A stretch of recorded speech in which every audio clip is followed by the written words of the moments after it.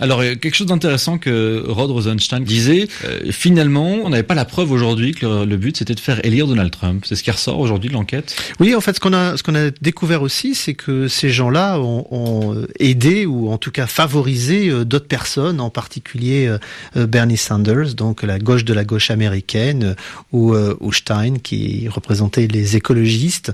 Donc le but du jeu en réalité, c'était de nuire à Hillary Clinton, c'est assez clair de ce côté-là. Donc elle ne plaisait pas à ceux qui ont fomenté toute cette histoire.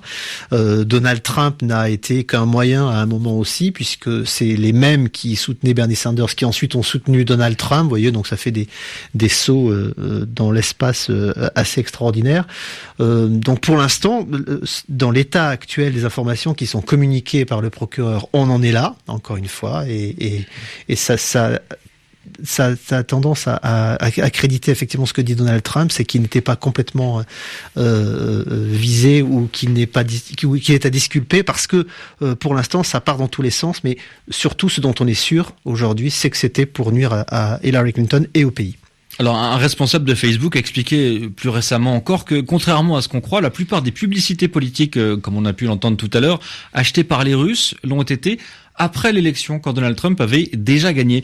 Ça accréditerait cette thèse de Donald Trump dont vous venez de parler. Oui, il y a aussi le fait que ça a commencé avant.